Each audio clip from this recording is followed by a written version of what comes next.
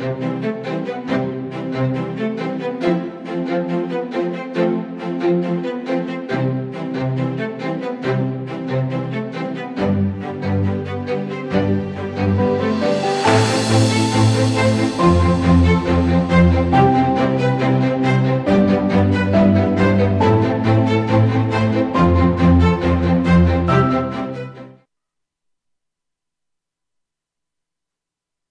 morning or good evening, depending on where you are in the world. I'm Elizabeth Perry. This is Good Tech. And over here we have Goran Wagstrom. Goran Wagstrom is the CEO of Idka. I'm also on the Idka team. And Good Tech is an ongoing discussion about ethics and technology. On our last show, we went over the ABCs of technology and privacy, and especially digital privacy, defining our rights as individuals to have control over the information we share online. And we touched upon ways in which we are in fact not in control all the time as we go about our digital lives. We talked about data breaches, lack of transparency, GDPR here in Europe, and the ways in which big tech players such as Facebook and Google are using and misusing information of their users for their own benefit. In fact, we've determined that user data, no matter how personal, is the most valuable capital for this ad-based economy. So today we're going to talk about the ad-based economy, what it means, the specific ways in which we are actually being manipulated online. And we're going to talk about the solutions. And if you have any questions as we go along, you can dial the number on the screen and we'll try our best to answer them. Goran, before we introduce our guest today, why don't you tell the audience a little bit about Idka and why it fits in today's discussion? What exactly is Idka and what made you decide to launch the platform in the beginning? Yeah, thank you very much. I've been working in tech all my life, and as you see, I'm a pretty seasoned guy. And I spent, of course, a lot of time online, but I never went on social media. My founding partner and I were stuck by the fact that there was no place to go online where I could connect and share with my friends, family, and colleagues, and where my privacy remained intact. No place where advertisers and third parties weren't tracking me everywhere that I moved or gained access to my data.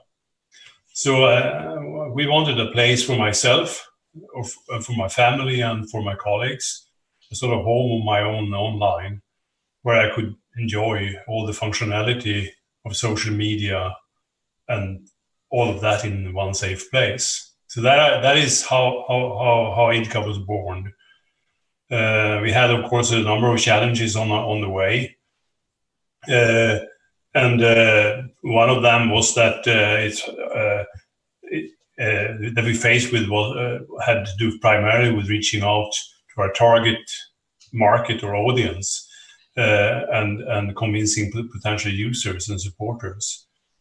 And that there was a viable marketing platform to go out on. We found that so many were not even aware that their privacy was being compromised as they continued to use mainstream technology. A typical response was, I have nothing to hide. Facebook, just for an example, had become a hard habit to break. Investors too had invested a great deal in the ad-driven economy, and so we're not looking to fund a freemium solution that didn't fit into the business model. We were taking on the best moves to fight addiction, attempting to change behavior, going up against the culture of validation and the ad model that we want to speak more about today, that was proliferating the lack of privacy.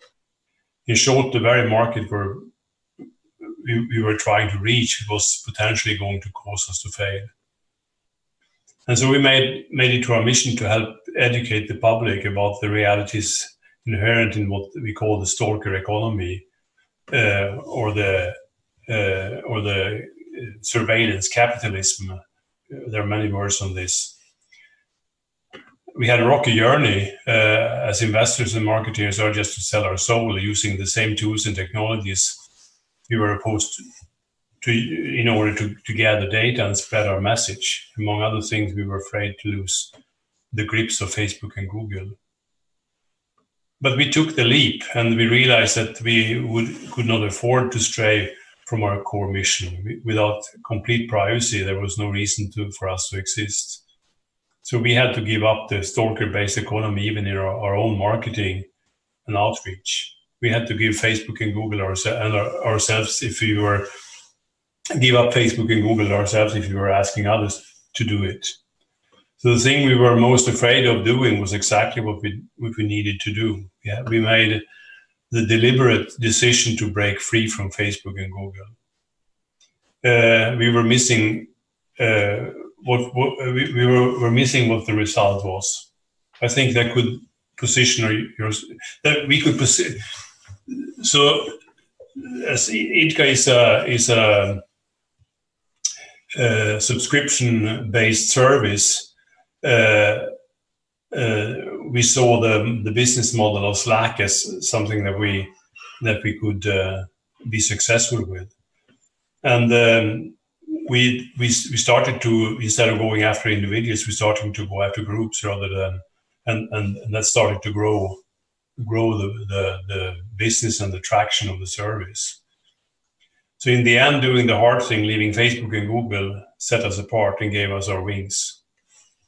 So we stay with our true mission. Our original moral commitment is what guides us. The area of stalker economy and the surveillance capital is failing.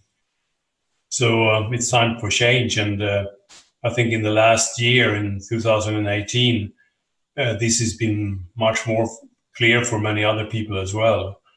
And the media has had great attention to this surveillance economy or capital, and that has been bringing up the eyes of many more people than we have seen in the past.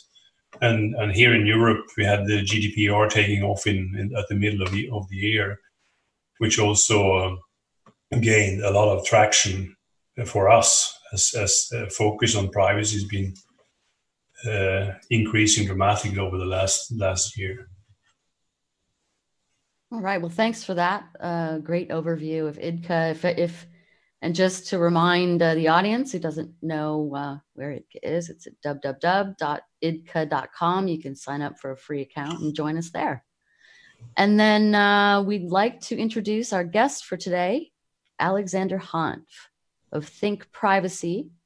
Alexander has been in the tech world since the early days, when the World Wide Web was just in its infancy. Alexander is not only a well-known technologist, but one of the most vocal privacy advocates in the world, whose efforts over the years have helped make GDPR what it is today. If you don't know about GDPR, I'm sure we can tell you about that a little bit later. Before we get started, Alexander, can you tell the audience a little bit about yourself? Why the focus on privacy and what's your work? Oh, I hate doing this part. So yeah, as you said, I've been working in tech since actually before the WW, way back before then, in the years of Kermit and Gopher and BBSs and so on and so forth. And I was very privileged to be able to watch the development and the growth of the internet into what we know that it is today, and worked in the internet space for pretty much my entire adult life. And my passion for technology is something which you will find hard to find somebody else who is as passionate. And you know, sometimes I see criticisms where people say, "Oh, I'm a Luddite because I'm against this digital economy based around tracking and profiling." And actually, the exact opposite is true. The reason why I moved into policy, the reason why I moved into advocacy in the beginning was because of my passion for technology. I came from a very poor family, and you know, when I was learning how to use technology, I was learning by sneaking into the labs in the university where my friend was studying because I couldn't afford to go to university, and discovering all this wonderful new technology, and Unix machines and Sun Spark stations, and talking to people all over the world. And learning so much through trawling through academic FTP sites in America and in Finland and so on and so forth, and really empowered myself through this new technology that I discovered by, possibly not the most legitimate means, sneaking into the lab. And, so for me, technology was something which should be empowering. It should be something which brings the world together, makes the world a smaller place, transcends borders, transcends prejudice, shares knowledge and wisdom, and allows us to innovate and develop as a society, not just technologies, but our social development as well as a society and our democracy.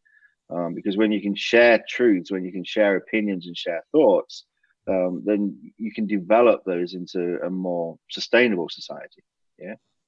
So around 2005, I quit the private sector and went back to university to study the impact of technology on society, because I was becoming concerned with, how much surveillance was occurring. I was reading a lot of articles and a lot of news about surveillance and about unethical uses of technology. So I thought, well, I'll go and study this and see if there's anything I can do to make a difference. So I went back and I did a degree in applied sociology, but was very fortunate that my professors allowed me to tune it exactly how I wished. So instead of doing the standard curriculum that you might do in a sociology degree, everything I did was focused on technology. So I took the principles of sociological research and theory and applied that to technology and how technology was working. And in 2008, it became clear to me that we needed to make some changes. So I got very heavily involved in privacy and data ethics, and that's been my life ever since. So yeah, it's been a long haul, and I still enjoy it every single day, and I still read tens of thousands of words of information about privacy and data protection and data ethics on a weekly basis. It's like a non-stop ocean of information. But that ocean of information is exactly what I'm fighting for, to maintain, but in a way which is sustainable and ethical and equitable to all, not just a few giant corporations in Silicon Valley. Right. Sounds like a lot to take on. We've got our tech giants that have been in the news these past a year, really.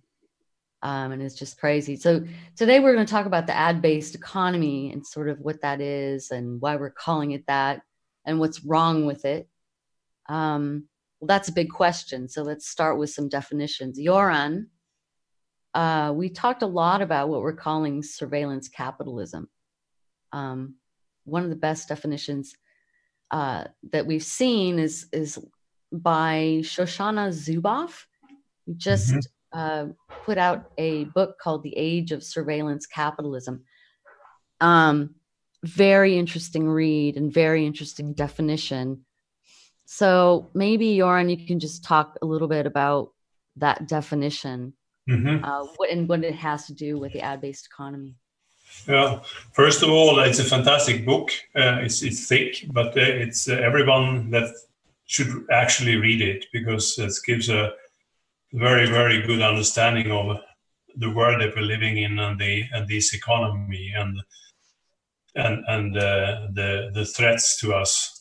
I see it as a big threat to us as the climate change. It's an existential question. She has made a very good definition of the surveillance capitalism. It's a bit academic, but it tells very spot on what it is. And she's been splitting it up into 8 bullet points. I should go through it a little bit and explain what she means with it. The first one, the surveillance capitalism is a new economic order that claims human experience as free raw material for hidden commercial practices of extradition, prediction, and sales. So with experience, that means, of course, everything we do, all our thinking, all our psyche, all our preferences, and so on. And that is, this market believes this is free for sales, for for understanding our experience and sell it freely. The second bullet is a parasitic economic logic in which the production of goods and services is subordinated to a new global architecture of behavior modification. Or behavior modification, in other words, is the same as manipulation. So by these services is about to manipulate us to do certain or take certain behaviors, buying things or change our minds or vote in a certain direction or whatever. It's a rough mutation of capitalism marked by concentration of wealth, knowledge, and power to a level we haven't seen in human history before. With that means that we have today 4 or 5 companies that knows everything about billions of people in the world, and they have all the tools to manipulate all these people.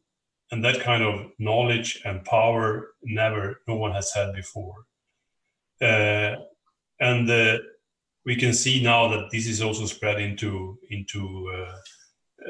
governments. And one example is how China is using this with the scoring system for the population, where they get a lot of information about people from different kinds of social medias and surveillance technology, and they rank people according to their behavior, how the government expects people to behave.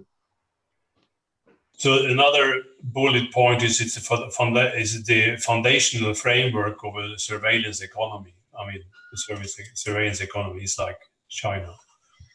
And it's a significant threat to human nature in the 21st century, as in this industrial capitalism was to the natural world in the mid-90s and the 20s. So,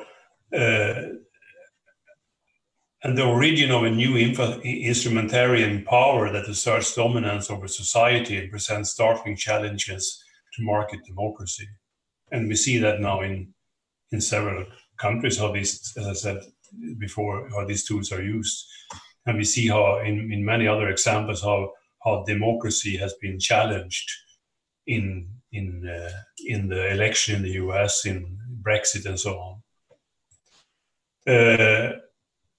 The seventh bullet point that she brings up, it's a movement that aims to impose a new collective order based on total certainty. That means you know exactly how people will behave with certain activities and actions. So that's a number of the bullet points that she brings up, and when you read those, of course, it's a scary movie. Mm-hmm. Yeah, I think so it's good. The last point talks about how the advertisers and third parties know what everyone's doing, right? And I think let's talk about how advertisers know what we're doing and the different techniques that are used. We talk about back in the 1950s, there was subliminal advertising. Messages were hidden inside images or sound detectable only by the subconscious. And I'm sure people can remember the ads, the messages that were going in these films in the movie theater, saying with images flashing on the screen for a millisecond: buy Coca-Cola, drink Lipton tea, eat popcorn, are you hungry, eat popcorn, that kind of thing. So anyway, long story short, that was banned in many societies, many governments, many places, because it was seen as not transparent and manipulating the audience without their knowledge, getting them to buy things, trying to persuade them. So how does that work? Alexander, you wrote an article, which was great, by the way, in Noteworthy, talking a little bit or a lot about manipulation and some of the techniques that are used in advertising. And it was called Digital Psychology: Why Privacy is So Important for Self-Determination.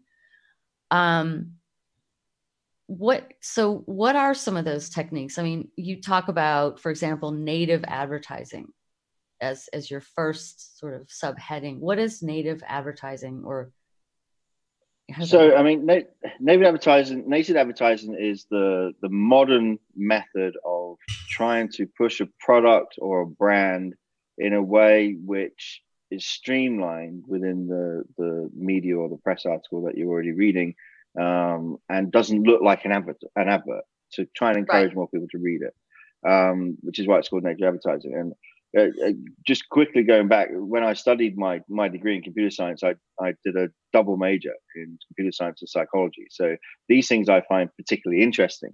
And psychology is something I think when you're looking at technology is a very important thing to understand, because these technologies or these methodologies are not new. If you go back to the beginning of the 20th century, we saw the emergence of psychographics as a marketing tool. And it was developed actually by a psychologist as a means to try and persuade people, to use a more pleasant term, to buy products and services. And by understanding people's psychological makeup, understanding how their psychology works, what emotions they have, what can trigger those emotions, what their sensitivities are, then you're able to elicit a specific response from them.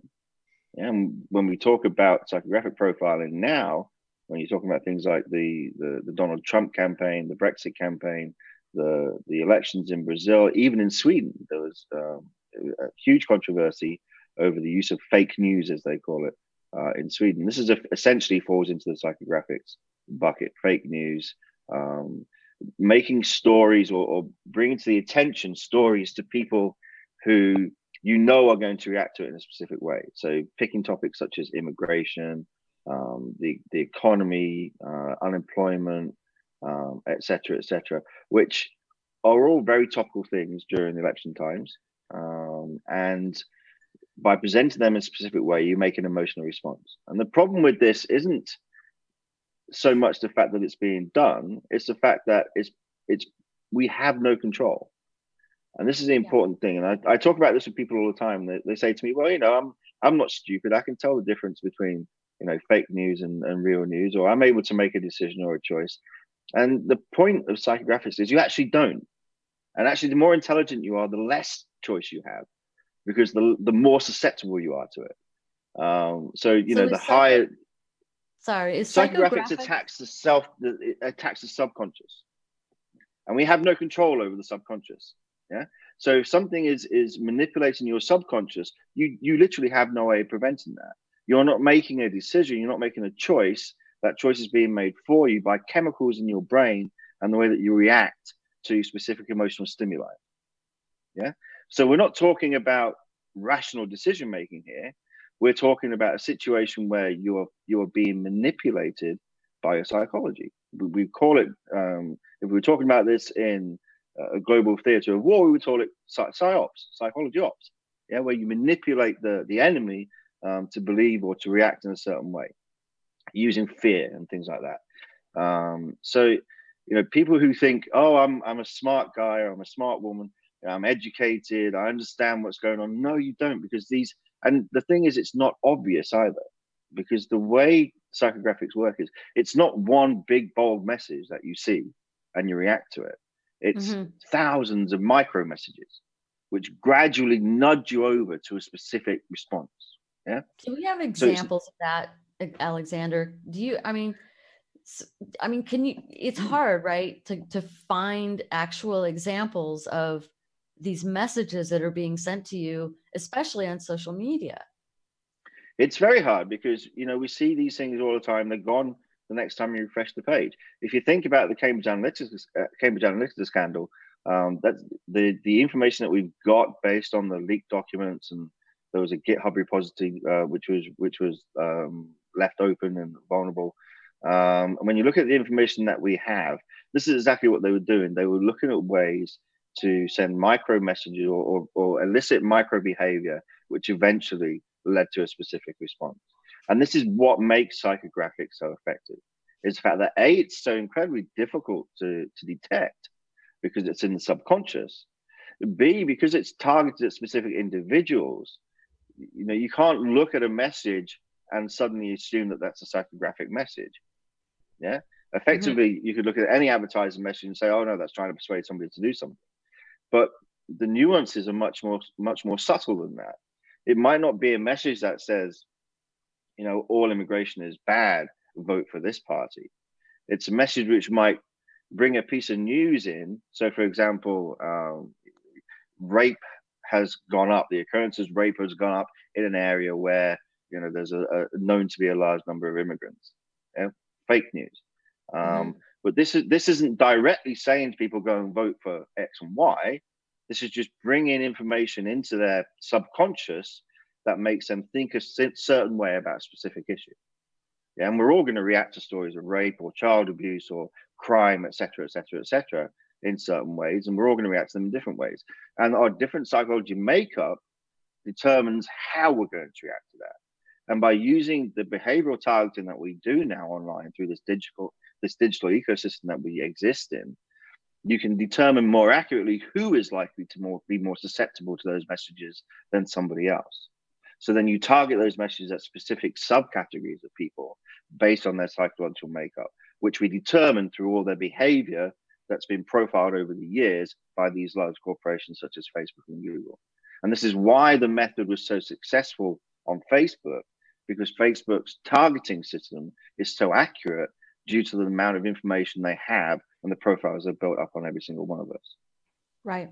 And you also talk about, I mean, well, before we go on to that bit, let's talk a little bit about social media. Goran, you know, the Cambridge Analytica story that you mentioned, Alexander, has been in the news, talking about the misuse of data. What exactly happened with that, Goran, and talk about Idka and why it's important, and why that's a solution, potential solution to that problem. Yeah, I mean, the Cambridge Analytica case consists of many of all of these bits and pieces, actually. I mean, first of all, Cambridge Analytica collected an enormous amount of information about all people in the American people. If you take the American election as one example, there was the same happening with Brexit, by the way. From many different sources. They bought a lot of information about everyone from known sources, but also for us unknown sources that are collecting tons of information about us. What's been in the media mostly was about the information that they got about people from Facebook, because at that time many people developed so-called like Facebook apps. And if you had a Facebook app, then people that downloaded that app, you got all the information about that person, including their friends network. And so Cambridge Analytica developed, or not them, but the sub company developed an app that was like a quiz. And you got a number of questions, and the result was some sort of personality description of you.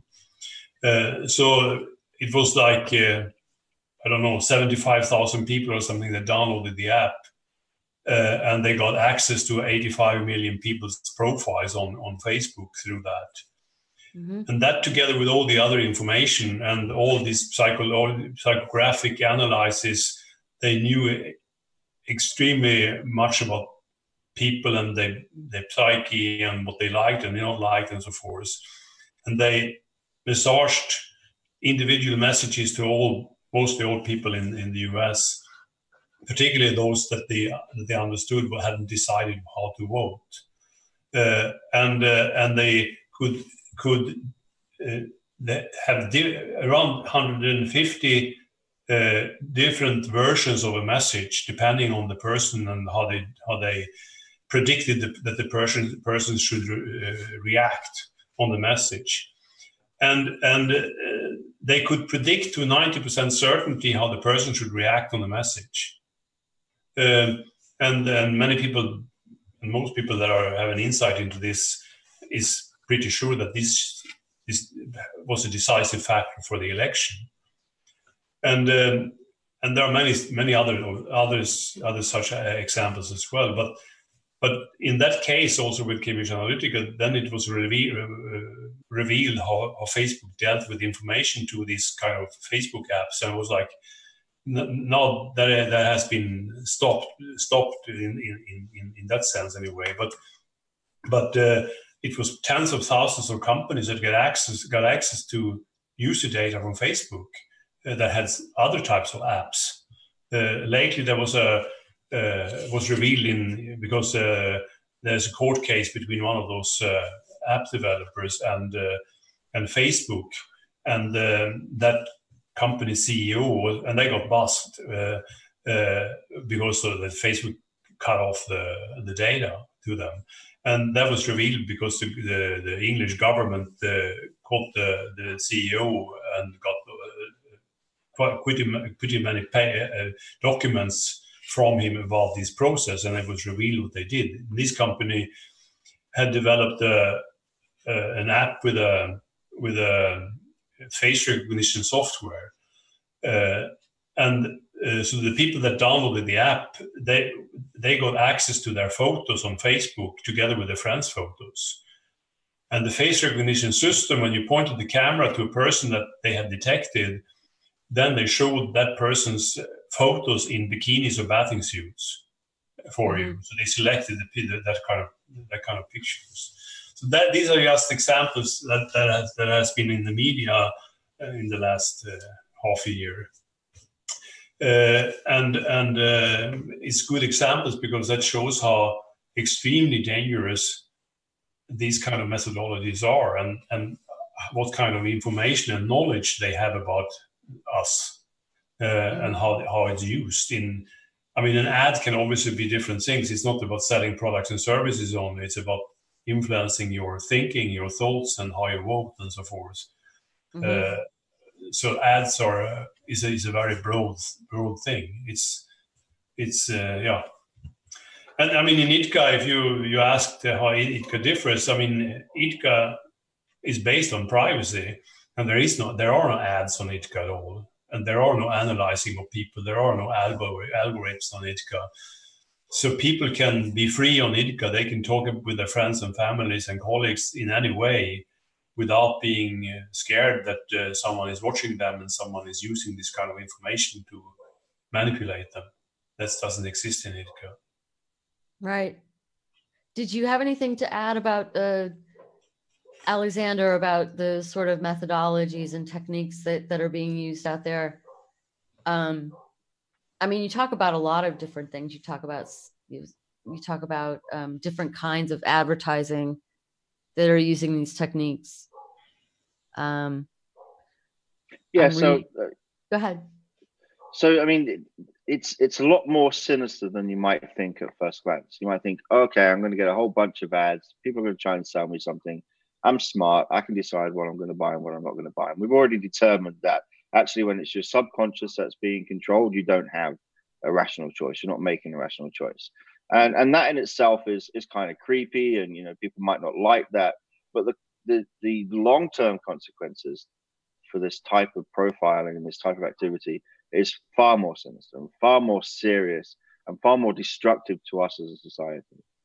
So when you consider the fact, when we look at the Cambridge Analytica case as a very clear example of how things can go wrong, it can affect our democracy, our national or regional elections can be targeted by a foreign power, for example, and manipulated in a way which is going to favor them, or by a corporate interest to manipulate them in a way which is going to favor them, and so on and so on and so forth. So we lose democracy directly as a result of that, because we're not making decisions anymore. We're not voting for making rational thoughts and votes for the people that we want to govern. We're being manipulated to vote for people who somebody else wants to govern. So that in itself is a huge concern, and one which politicians are rightly trying to do something about, and is one of the main reasons why this type of activity has suddenly become such a big issue, because the impact on our democracy, the impact on our national security and our economies, and so on and so forth. But it gets much, much deeper than that as well. And I talk about this on a monthly basis when I'm giving speeches at Singularity University. And that's the impact it has on the self. Yeah. Yeah. So if we're as individuals trying to make our way through our lives and make decisions on day-to-day, thousands of decisions that we make every single day, based on things that we have no control over, then we're no longer making decisions. We're no longer rational human beings. We're simply tools in somebody else's toolbox. Yeah, we're not living our own lives anymore. We lose our determination. We lose our identity. We're not free people anymore. We lose freedom of speech, freedom of thought, freedom of association, freedom of movement. Everything we do is being manipulated. And that's bad for us now in the present. Imagine how much worse that gets in the future as you move forward. What that means for our children and our children's children and our children's children's children in the future. If we have so little control now, if we're being manipulated at this level now, when the technology, I mean, the theory of psychographics is quite old, but the technology that we have, the internet, is relatively new in the grand scheme of things. Machine learning, artificial intelligence, etc., is something which is only now becoming really in the forefront and really a topic of major discussion. And if you're in that situation where at this point we can see major shifts in political power as a result of what's happening, what happens in the future? What choices will our children have and our grandchildren have? How will society look in 50 years' time when the amount of data that has been collected and analyzed and data mined about every single one of us is so accurate that you could predict things that today would just seem like a dream, yeah, for these data scientists? And at which point do we say enough is enough? The danger isn't just to the tinfoil hat wearers complaining about advertising. It's not just about fake news and Trump winning an election or Brexit or whatever. It's not just about losing control. It's about how our society is going to develop in the future as a result. And it's really very creepy, and it concerns me greatly when I think about these things, when I talk about these things. And these are the reasons why we need to start thinking about what we can do to change this, and whether or not we can exist or we can allow a world where such activities are lawful. And in my mind, we can't. Advertising has always been about manipulation. It's always, advertisers will claim that it isn't, but at the end of the day, you're trying to manipulate somebody to buy something, yeah, or to subscribe to something, or to do something you want them to do. There's no question that there's a manipulative point to advertising. But when that manipulation goes to the point where it's in the subconscious and you no longer make rational decisions, then that creates a world that none of us should want to live in. And it's a very real concern. Yeah, right, so, I mean, if you see, if you take Facebook as an example, I mean, they have these kind of detailed knowledge about like 2.5 billion people, and they have all the tools to manipulate everybody. I mean, that's insane.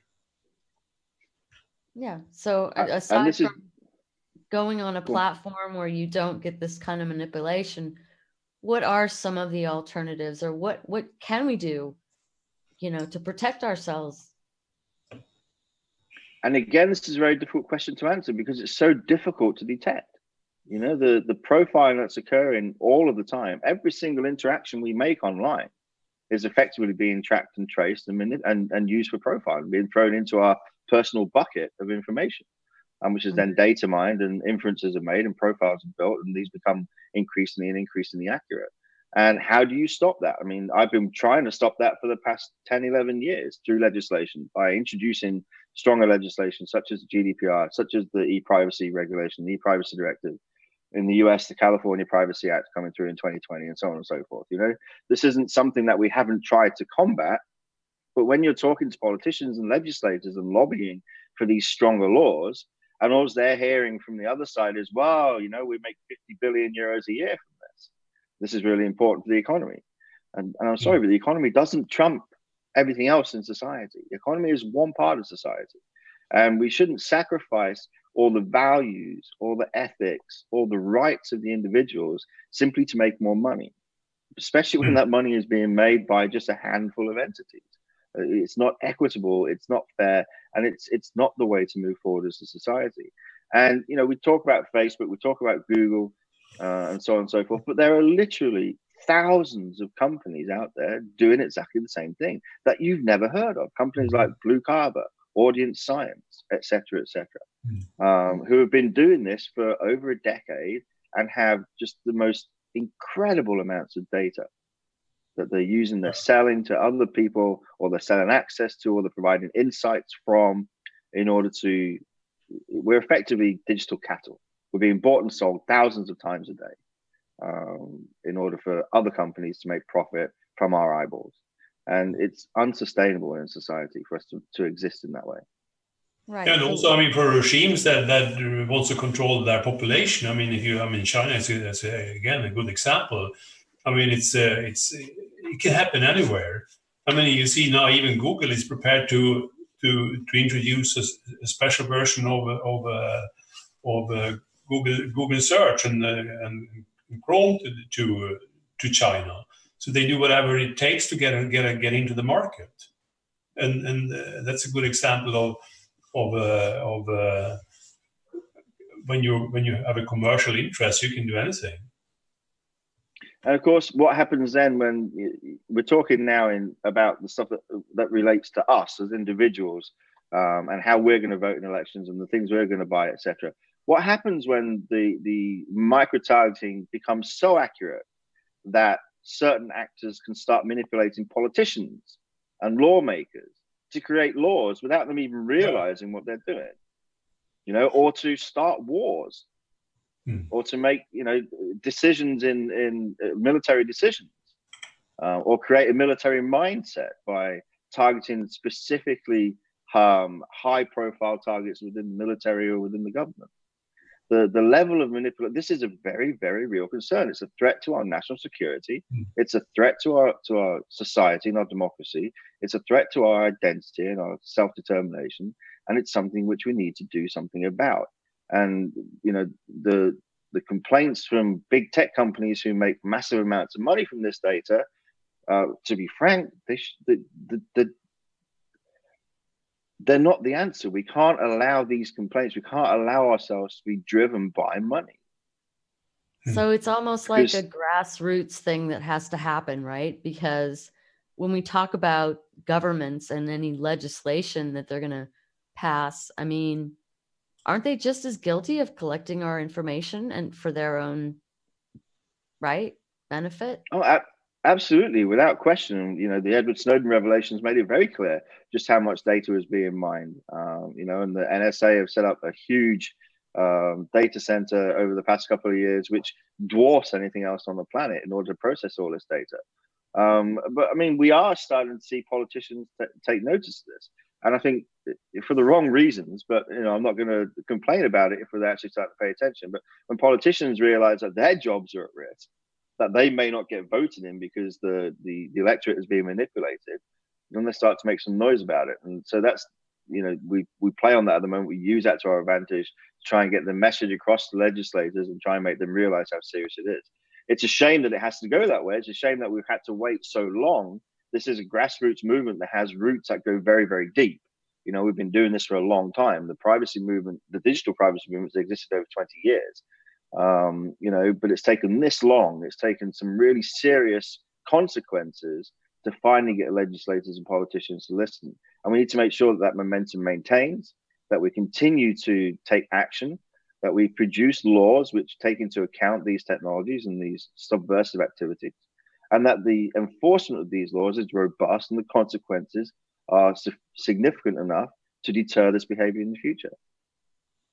Right. Yeah, so go ahead. But, I mean, now, with GDPR as an example, I mean, it's a good step, of course. But I mean, you see how Facebook and Google and so forth has behaved. This hasn't changed very much of people's behavior at all.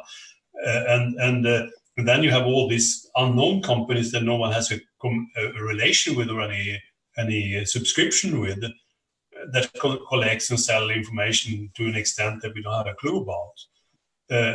And I mean, that has to be forbidden. I don't see how that could be allowed at all. Well, there was a Google enforcement action by the French Supervisory Authority this week. Google were fined, I think it was $57 million, or around 50 million euros. They're appealing that decision as we expected. But the bigger picture here, a lot of people are focused on the Google fine and saying, "Oh, Google make 5 times that per day. You know, it's had no effect on them. But in Europe, the market that Google and Facebook pretty much own around 90% of is a 50 billion euro market each year. This market, the business activities of this market, will now effectively be rendered unlawful by this Canil judgment. So even if Google wants to continue doing the things that they do, or Facebook wants to continue doing the things they do, if they have nobody to sell these products or services to, then they will change what they're doing. And you know, I'm already starting to see. I had a meeting with somebody yesterday actually who works for a marketing firm, who said their clients are now running to them and are very deeply concerned about what they do now, because you know, the 50 million fine to Google is effectively nothing. But if that level of penalty goes to one of the companies that are using Google, then that could be much more significant, and the reputational damage that comes from that could be even more significant. So, you know, if we start to see now that the customers of this surveillance capitalism start to think more about what the consequences may be and start to move away from these models, then that in itself will bring about change. And that's what I'm hoping. And that's why I think that the Google enforcement this week was very significant, because it effectively outlaws that 50 billion euro market. Yeah. Right. And there's a responsibility, I think, from not just the big companies, but the innovators and the people that are coming up with technologies that are embracing privacy, for example. And investors need to step up, because they've made billions of dollars off of this ad-based economy, and they're still into it. And I'm sorry, we only have 3 minutes left, but go ahead, Alexander, you were going to say something. So yeah, I mean, we just launched the first pro-privacy industry group to support companies and organizations who are developing tools and technologies and services specifically to enhance or improve the privacy and other fundamental rights of digital citizens. And, you know, this is very important. We have to have lobbying from both sides. You can't just have the behemoths lobbying and the rest of the industry who are trying to do things the right way not being heard. So that's one way we can do this. Obviously, investment is very important as well. And we have seen an increase in investment in privacy-focused technologies and services, but it still isn't enough, nowhere near enough. You know, it's a fraction of a percent compared to the amount of money that's being invested into data science and the harvesting and data mining of this data. So we need a paradigm shift there. This needs to be a major shift. We need more philanthropists and hedge funds and investors to start thinking about data ethics and thinking about the future and thinking about how they want their children and their grandchildren's lives to look, and whether or not they would be happy for them to be subjected to this type of manipulation. So they need to really look into themselves and take a really serious look at how they want the future to look. Yeah, Goran, final thoughts? We got 1 minute. Yeah, I think. I mean, all this said, I think we need also to do whatever we can to educate people to understand what's going on and how all the economy works and how it impacts them. I think still, despite all the media attention that has been, most people have very little clue about the risks and the danger with this, and we have to do everything we can to help educating people. I hope this is one of the ways, this show that we're having. Yeah. Well, listen, guys, we're going to sign off here in about 30 seconds, but thanks so much for joining us, Alexander. You're a star. Goran, you're awesome. And I hope everyone joins us again next time, couple weeks, and join us on Idka. Thanks so much, everybody. Thank you. Thank you.